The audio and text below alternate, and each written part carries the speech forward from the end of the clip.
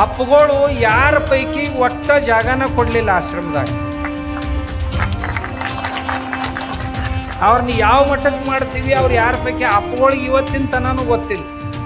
ಒಬ್ಬ ಮನುಷ್ಯನ ಜೀವನ ಅದು ಒಂದೇ ಕೆಲಸಕ್ಕೆ ಕಪ್ಸೈತಿ, ಮತ್ತೊಂದು ಏನೂ ಮಾಡಿಲ್ಲ. ಬ್ಯಾರೆ ಎಡಕ್ಕ ಬಲಕ್ಕ ಹಿಂದ ಮುಂದೆ ಏನೂ ನೋಡ್ಲಿಲ್ಲ. ಅವ್ರ ಮುಖದಿಂದ ಯಾವ ಶಬ್ದ ಬೀಳ್ತಾವು ಅವ್ನು ಹಿಂಗೆ ಹಿಡ್ಕೊಳ್ಳೋದು ದಡಗ್ಗನ. ಅದಕ್ಕೆ ಇನ್ನಷ್ಟು ಮೆರಗು ಬರುವಂಗೆ ಅವ್ರಿಗೆ ಮಾಡಕ್ಕೆ ಹಚ್ಚ. ಆದ್ರೆ ಆ ಪೂಜೆ ಅರ್ಚನೆಗಳನ್ನು ಕೆಡಿಸ್ಬೇಡ್ರಿ ಅಂತ ನಮ್ಗೆ ಹೇಳ್ತಾರೆ. ಆಮೇಲೆ ರೀ ನಮ್ಮ ಗೌಡ್ರು ಆಗಲೇ ಹೇಳ್ದಂಗೆ, ಸೇಡಮ್ ಗೌಡ್ರು ಆಗಲೇ ಹೇಳಿದ್ರಲ್ಲ, ನಮ್ಮ ಮನೆಯೊಳಗೆ ನಮನಾಂಜಲಿ ಅಂತ ಏನೈತಲ್ಲ, ಅಪ್ಪಗಳಿಗೆ ಭಾಳ ಹಿಡಿಸ್ತಿತ್ತು. 10 ನಿಮಿಷ ಮುಂಚೆ ಯಾವಾಗಲೂ ಮಾಡ್ತಿದ್ರಲ್ಲ, ಆ ನಮನಾಂಜಲಿ ನಮ್ಮ ಮನೆಗಳೊಳಗೆ ನಿತ್ಯ ನಿಯಮದಿಂದ ನಡಿಬೇಕು. ನಮ್ಮ ಮಕ್ಕಳಿಗೆ ಆ 100 ನಾಮಾವಳಿಗಳು ಕಂಠಸ್ಥ ಆಗ್ಬೇಕು, ನಮನಾಂಜಲಿ. ಆಮೇಲೆ ಸಂತನೆಂದರೆ ಯಾರು, ದಿವ್ಯತೆಯ ಮೆರೆದವನು ಅಂತೈತಲ್ಲ, ಇದನ್ನು ದಿವ್ಸಕ್ಕೆ ಒಮ್ಮೆರ 2 ಸರಿಯಾರ ಮನ್ಯಾಗ ಕೇಳಬೇಕು. ನಾವು ಕೇಳಕ್ಕೆ ಹತ್ತಿದ್ಯಾ ಅಂದ್ರೆ ಕಣ್ಣಾಗ ನೀರು ಬರೋಕ್ಕೆ ಶುರು ಆಕ್ಕವನು. ಅವ್ರ ಕಣ್ಣು ಮುಂದೆ ಕಾಣಕ್ಕೆ ಶುರು ಆಕ್ಕಾರ ನಮ್ಗೆ ಅಪ್ಪಗಳು. ಎಲ್ಲೇ ಹಚ್ಚಿದ್ರು ಅಂದ್ರೆ ಹಚ್ಚಿದ ಕೂಡಲೇ ಹೃದಯ ತುಂಬಿ ಬರ್ತೈತೆ ನಮ್ಗೆ. ಯಾಕಂದ್ರೆ ನಾವೆಲ್ಲರೂ ನೋಡಿದವ್ರು ಅದೀವಿ. ಅದು ನಮ್ಮ ಸಂಸ್ಕೃತಿಯ ಭಾಗ ಆಗ್ಬೇಕು. ಅದು ಅಪ್ಪಗಳಿಗೆ ಹಿಡಿಸ್ತಿತ್ತು. ಮತ್ತು ಅವ್ರಿಗೆ ಯಾವ ಹಿಡಿಸ್ತಿದ್ದು ಅಂದ್ರೆ ಯಾವ ಸಮಾಜಕ್ಕೆ ಒಳ್ಳೆ ಮಾಡ್ತೋ ಅವ ಹಿಡಿಸ್ತಿತ್ತು. ಆಮೇಲೆ ನಮ್ಮ ನಿತ್ಯ ನಿಯಮಗಳು ಅಪ್ಪಗಳು ಅಂತ ಹೇಳ್ತಿದ್ರು, ಮಂದಿ ಚಂದಾಗಿ ಮನ್ಯಾಗ ಪೂಜಾ ಅರ್ಚನೆ ಮಾಡ್ತಾರ, ಅದಕ್ಕೆ ಇನ್ನಷ್ಟು ಮೆರಗು ಬರುವಂಗೆ ಅವ್ರಿಗೆ ಮಾಡಕ್ಕೆ ಹಚ್ಚ್ರಿ. ಆದ್ರೆ ಆ ಪೂಜೆ ಅರ್ಚನೆಗಳನ್ನು ಕೆಡಿಸ್ಬೇಡ್ರಿ ಅಂತ ನಮ್ಗೆ ಹೇಳ್ತಿದ್ರು. ಅವ್ರು ಏನೂ ಮಾಡಲಿಲ್ಲ ಅಂದ್ರೆ ಮನ್ಯಾಗ ದೇವ್ರ ಜಗಲಿದಾವು, ಅವ್ರ ಗ್ರಾಮ ದೇವತೆ ಐತಿ, ಅವ್ರ ಕುಲದೇವತೆ ಅಂತದಾವು, ಅವೆಲ್ಲವನ್ನು ಶ್ರದ್ಧೆಯಿಂದ ಮಾಡಲಿ. ಅವರು ಮೊದಲ ಏನೂ ಮಾಡಂಗಿಲ್ಲ, ಅದನ್ನಿಟ್ಟು ಬಿಡಿಸ್ಬಿಟ್ರಿ ಅಂತಂದ್ರೆ ಆತ ಅವ್ರ ಮತ್ತೆ ಏನರ ಕೈಯಾಗ ಬಾಟ್ಲಿ ತೊಗೊಂಡು ಹೋಗ್ಕಾರಂತಿದ್ರು.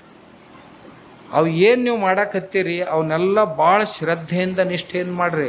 ಯಾಕಂದ್ರೆ ನಮ್ಮಲ್ಲಿ ಪ್ರತಿಮಾ ವಿಜ್ಞಾನ, ಪ್ರತೀಕ ವಿಜ್ಞಾನಗಳಂತದಾವು ಅನ್ನೋದನ್ನು ನಮಗೆ ಅಪ್ಪಗಳು ಭಾಳ ಚೆನ್ನಾಗಿ ತಿಳಿಸಿ ಹೇಳ್ತಿದ್ರು.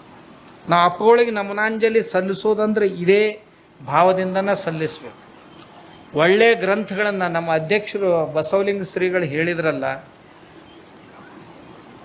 350 ಕಥೆಗಳದ್ದು 65 ಕಥೆಗಳದ್ದು ಒಂದು ಪುಸ್ತಕ ಐತಿ. ಇಷ್ಟದಪ್ಪ ಅಪ್ಪಗಳದು, ದಿವ್ಸಕ್ಕೆ ಒಂದು ಕಥೆ ಅಂತ.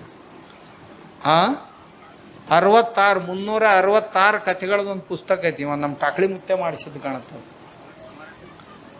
ಆ ಕಥೆಗಳ ದಿನಕ್ಕೊಂದು ಕಥೆ ರೀ. ಮನೆಯೊಳಗೆ ನೀವು ಓದ್ರಿ, ಹುಡುಗರಿಗೆ ಓದಿಸ್ರಿ. ಆಮ್ಯಾಗ ಅಪ್ಪಗಳ ಪ್ರವಚನಗಳ ಪುಸ್ತಕ ಅದಾವಲ್ಲ, ನಮ್ಮ ಡಾಕ್ಟರ್ ಮಾಡ್ಯಾನ, ಎಲ್ಲೋ ಅದಾವಪ್ಪ. ಒಬ್ಬ ಮನುಷ್ಯನ ಜೀವನ ಅದು ಒಂದೇ ಕೆಲಸಕ್ಕೆ ಕಪ್ಸೈತಿ, ಮತ್ತೊಂದು ಏನೂ ಮಾಡಿಲ್ಲ. ಬ್ಯಾರೆ ಎಡಕ್ಕ ಬಲಕ್ಕ ಹಿಂದ ಮುಂದೆ ಏನೂ ನೋಡಲಿಲ್ಲ. ಅವ್ರ ಮುಖದಿಂದ ಯಾವ ಶಬ್ದ ಬೀಳ್ತಾವು ಅವ್ನು ಹಿಂಗೆ ಹಿಡ್ಕೊಳ್ಳೋದು ದಡಗ್ಗನ. ಜೋಳಿಗ್ಯಾಗ ಹಾಕ್ಕೊಳ್ಳೋದು, ಹಾಕ್ಕೊಂಡು ರಾತ್ರೆಲ್ಲ ಬರೀದು.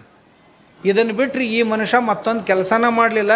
ಈ ಮನುಷ್ಯ ಒಬ್ಬ ಮಾಡಿದ್ದಕ್ಕೆ ಇಡೀ ನಾಡ ಆ ಗ್ರಂಥಗಳನ್ನು ಓದುವಂಗಾಯ್ತು. ಅವು ಸಂಪುಟಗಳಾಗಿ ಇವತ್ತು ಹೊರಗೆ ಬರಂಗಾಯ್ತು. ಒಬ್ಬೊಬ್ಬರಿಗೆ ತ್ಯಾಗ ಮಾಡ್ಬೇಕಾಗ ಅವರು ಒಂದು ದೊಡ್ಡ ಮಠ ಕಟ್ಟಕ್ಕೆ ಹೋಗಿದ್ರಂತಂದ್ರೆ ಇವೆಲ್ಲ ಹೋಗಿಬಿಡ್ತಿತ್ತು. ಅಪ್ಪಗಳ ಮಾತೇನು ಹೊಳೆ ಬರೋದಿಲ್ಲ, ಹೋಗಿಬಿಡ್ತಿತ್ತು. ಅವ್ರು ಒಬ್ಬರು ಕಷ್ಟಪಟ್ಟರು ಅಂತ ತಿಳ್ಕೊಂಡು ಅವ್ರು ಯಾವ ಮಠನೂ ಕಟ್ಟಕ್ಕೆ ಹೋಗಲಿಲ್ಲ. ಆ ಕಟ್ಟಿದ ಮಠದಾಗೂ ಹೋಗಿರಲಿಲ್ಲ. ಬರ್ತೀನಿ ಅಂತ ಹೇಳ್ತಾರೆ ಊರಾಗ, ಊರವ್ರು ಪ್ರಸಾದ ತಂದು ಮಠದಾಗ ಇಟ್ಟಿರ್ತಾರೆ, ಇವ್ರು ಮತ್ತೆ ಇಲ್ಲೇ ಕೂತಿರ್ತಾರೆ. ಅವ್ರು ಫೋನ್ ಮಾಡ್ತಾರೆ, ನಾವು ಅಡುಗೆ ಮಾಡ್ಕೊಂಡು ಕೂತೀವ್ರಿ ಅತ್ತ. ಇವ್ರು ಹತ್ತಾರ ಎಲ್ಲವನ್ನೂ ಮರ್ತಾ ಬಿಟ್ಟು ನಾನು ನಾಳೆಗೆ ಬರ್ತೀನಿ ಹೇಳಂತ. ಏನ ಅನ್ಲಿ, ಆದರೆ ಈ ಪುಣ್ಯಾತ್ಮ ಆ ಕೆಲಸ ಮಾಡಿದ. ಹಿಂಗೆ ಅಪ್ಪಗಳು ಸುತ್ತಮುತ್ತ ಇಂಥವರು ಅಗೋಚರ ಕಂಬಗಳು, ಅಪ್ಪಗಳು ಸುತ್ತಮುತ್ತಿರುವಂಥ ಅಗೋಚರ ಕಂಬಗಳು ಇವೇನಿದು ಎಲ್ಲವು. ಇವರೊಬ್ಬರು ಲೇಖಕರು ಒಂದು ಕಾಲಕ್ಕೆ, ಈಗೂ ಅದೇರೇನು? ಈಗೂ ಅದ. ಇನ್ನೊಂದು ಮಾತು ಹೇಳ್ತೀನಿ ಅಪ್ಪಗಳು, ಈ ವಿಜಾಪುರ ಆಶ್ರಮದ ಇಂಥ ಒಂದು ಆಶ್ರಮ ಮಲ್ಲಿಕಾರ್ಜುನ ಅಪ್ಪಗಳ ಕಾಲದಿಂದ ಇವತ್ತಿನವರೆಗೂ ಬುದ್ಧಿಯವ್ರ ತನಕನೂ ಎಂದೂ ಸನ್ಯಾಸಿಗಳು ಯಾವ ಜಾತಿಯವ್ರು ಹಾಕಿರಿ, ನೀವು ಯಾವ ಪಂಥದವ್ರು ಹಾಕಿರಿ ಎಂದೂ ಕೇಳಿಲ್ಲ. ಇದು ಮುತ್ಯ ನನ್ನ ಮಗಲು ಕೂತೈತಿ. 8 ವರ್ಷದಾಗಿದ್ದಾಗ ಮಠಕ್ಕೆ ಆಶ್ರಮಕ್ಕೆ ಬಂದಾಗ, 5 ವರ್ಷದವ್ರು ಇದ್ದಾಗ ಪರದೇಶ ಅಂತ ಹೇಳಿ ಮಲ್ಲಿಕಾರ್ಜುನ ಅಪ್ಪಗಳು ಹೊಟ್ಟಿ ಕೂಸಿನ ಬೆಳೆಸಿದಂಗೆ ಬೆಳೆಸಿ ಸಂಗೀತ ಕಲಿಸಿದ್ರು, ತನ ಅಧ್ಯಯನ ಮಾಡಿಸಿದ್ರು, ಒಳ್ಳೆ ಪ್ರವಚನಕಾರರು, ಒಳ್ಳೆ ಹಾಡುಗಾರರು. ಅವ್ರ ಕಲ್ಕೇರಿ ಹತ್ರ ಊರವ್ರು ನಮ್ಮ ಶಾಂತಗಂಗಾಧರ ಸ್ವಾಮಿಗಳು. ನೀವು ಯಾವ ಜಾತಿಯವ್ರಂತ ಕೇಳಲಿಲ್ಲ, ಯಾವ ಧರ್ಮದವ್ರಂತ ಕೇಳಲಿಲ್ಲ. ಇದ್ರೊಳಗೆ ಎಲ್ಲ ಜಾತಿ ಎಲ್ಲ ಧರ್ಮದವ್ರು ಈ ಊರನ ಮಂದಿಗೆ ಏನು ಚಟ ಸ್ವಾಮಿ ಯಾರ ಪೈಕಿ ಅವರು ನಾವು ಯಾರ ಪೈಕಿ ಐತಲ್ಲ, ಇದು ಭಾಳ ಡೇಂಜರಪ್ಪ. ಇಡೀ ದೇಶನ ಸತ್ಯಾನಾಶ ಮಾಡಿದ್ದಂದ್ರೆ ಯಾರ ಪೈಕಿ?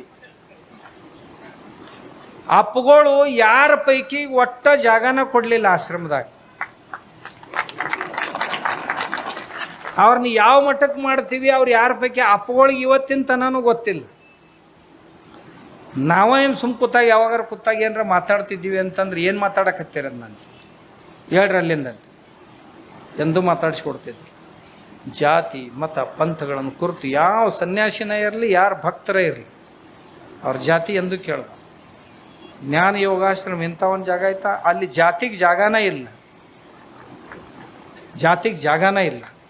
ಎಲ್ಲ ಜಾತಿಯ ಗುರುಗಳು, ಎಲ್ಲ ಜಾತಿಯ ಜನರ ಸನ್ಯಾಸಿಗಳ ಅಂಥ ಒಂದು ವೈಭವ ಅಪ್ಪೋಳು ಕಲ್ಪಿಸಿಕೊಟ್ರು.